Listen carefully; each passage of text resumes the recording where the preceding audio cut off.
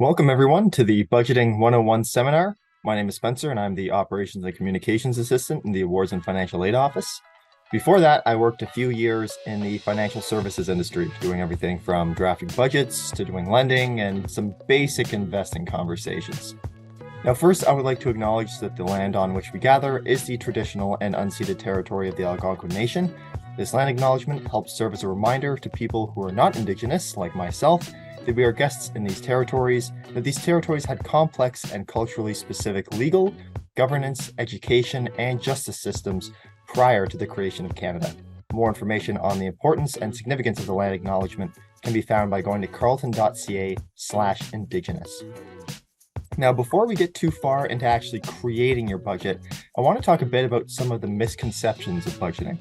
A lot of people think budgeting is just about math, and so they're either intimidated to start because math is scary. I personally don't like math, or they keep trying different budgets and they're never quite able to stick to them. I'll present a great quote that I like to use in these situations. I don't think Albert Einstein ever actually said this, but it is a good quote nonetheless. When people think budgeting is all about math and numbers, then it's extremely hard to stick to it. And if they fail, then they think that all they need to do is adjust the numbers or try to have more discipline. Life is messy. When we're at the grocery store and we see a chocolate bar, we aren't thinking about numbers. When a budget fails, it's often not because we don't realize we shouldn't be spending so much money in a certain category. It's more that the emotional side of our brain is overriding the logical part of our brain. So if a budget fails, don't just think about adjusting the numbers. Think about what habits are leading to certain overspending. There's a piece of advice that says don't go to the grocery store when you're hungry. So look at something like that as a potential fix rather than just forcing yourself to look at the numbers. And if anyone has ever done a budget before, you may have felt something like this. You might think that budgeting is restricting because you have to stop yourself from spending when you've reached your monthly budgeted amount. But I don't think a budget is necessarily restricting on its own.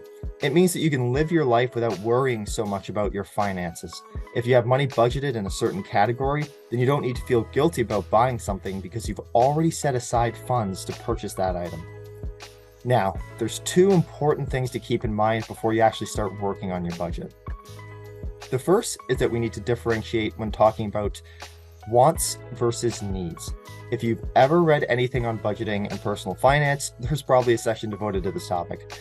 It is pretty basic when you get down to it. Needs are things that you have to have, basically just not to die. Stuff like shelter, so rent, food, winter jackets and boots, I consider as needs. Internet, another thing I would consider as a need, especially now that everything is online. Then there come the wants. This is stuff like traveling or video games, restaurants with friends. It could be a rock climbing membership. These are all things that are fun for you, but you don't necessarily need them to survive. And wants are the section where you have the most control over your spending. Budgeting is all about a balancing act. If you love to travel, that's great. Then it means you'll probably have to save up some money. And it means that if you have to save up some money, you'll probably have to spend a little less money somewhere else. I'll share a little story about when I first discovered Uber Eats. When I first discovered Uber Eats, I thought it was absolutely amazing. I spent $500 in the first month. But later on, I realized that this meant I couldn't go out with my friends as much because I didn't have enough money. And I can tell you for a fact that a McDonald's McChicken at 1 a.m. is not worth choosing over spending time with my friends. So this is where the budgeting or the balancing act comes into play. We have choices that we make every day, and choosing where to spend our money is one of them. I would rather spend more money on drinks with friends than on Uber Eats.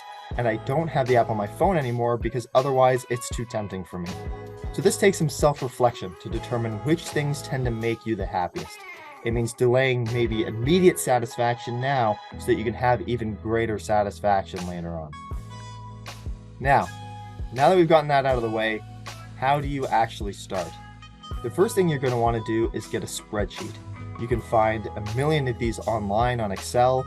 I'm definitely going to plug the awards office website, carleton.ca/awards, because there is a budget template that splits it up into 4, 8, and 12-month periods, depending on how long you're studying at Carleton. You can also go old school.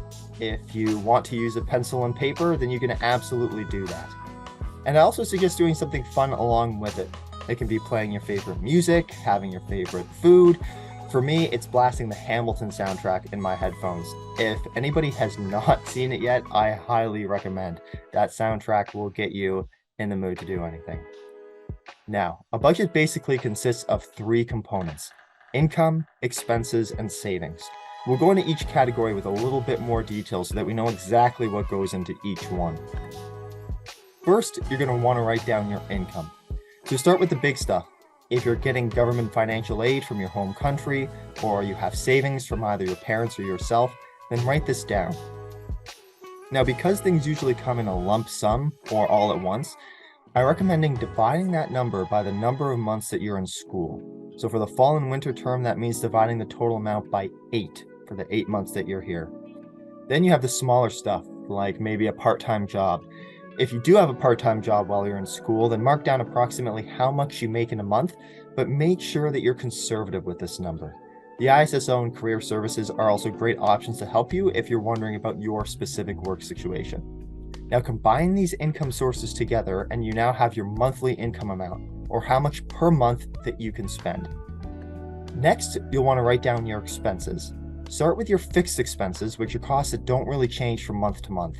Rent, internet, phone bill, Netflix, all examples of things that don't really change on a monthly basis. Step 2 is to move on to your variable expenses, which is a fancy way of saying costs that do change on a monthly basis. Because these expenses aren't the same every month, you want to set a realistic goal for how much you can spend. This is on stuff like groceries, clothing, restaurants. You can even have an entertainment category if you don't want to get overly specific. And now that you have these expenses, I want you to mark an N or a W beside each category, representing which are needs and which are wants. Stuff like groceries is a need, stuff like entertainment would be a want. This is just so that we know the difference between them in case we need to make adjustments. Remember, since we need to balance things out, you might need to spend less in one category to spend more in another. And finally, we have the savings section. Savings accounts are a great tool to use, and it's so important to get into the habit of saving money early. These are where you save for things like emergencies or large purchases.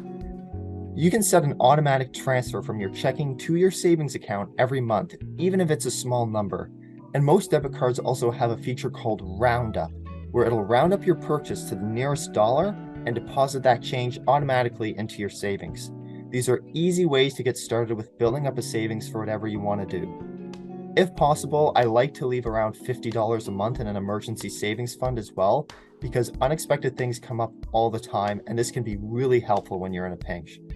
And you can even give your savings accounts nicknames, which I highly recommend doing. I have a savings account labeled Travel, so it reminds me exactly what I'm saving for. Now, let's take a look at our budget template again. You've got your monthly income, you've got your expenses, you've got your savings, and now that you have these things, it's time to do some math. You take your monthly income and subtract your monthly expenses and savings. If you're left with a surplus or a positive amount, then that's great. You've got your budget, you're set to follow it. You can add a little bit more to different categories if you like. Now, if you have a deficit or a negative number, then try playing around with your categories and seeing what comes up. You'll especially want to adjust your want categories, since those are the most flexible. And now all that's left is to follow your budget. There are some great tools to help keep you on the right track throughout the month. You can track your spending on a piece of paper, so every time you spend money, you mark it down in a notebook. There are also apps like Mint that you can use, and most banks now have a budgeting tool built into their online banking as well. So if you do all your spending in one place, that might also be useful. But your budgeting journey is not over. I recommend that you revisit your budget once a month. Check your expenses, see how you did, and then adjust as necessary. And don't be too hard on yourself, because you will most likely fail in one of your categories at the beginning. But that's what adjustments are for. Reflect on what happened and try again. Now, I always like to end with some books that I would recommend reading if you'd like to learn more. The Wealthy Barber Returns and Psychology of Money are fairly quick and easy reads that really get some good goals in mind. And you may or may not be able to get a free PDF copy of The Richest Man in Babylon if you Google it. It's really short, but it has some great examples on how to be more financially resilient. And that's all I really wanted to talk about today. You can visit our website, carleton.ca/awards, for more information on budgeting and personal finance. Thank you.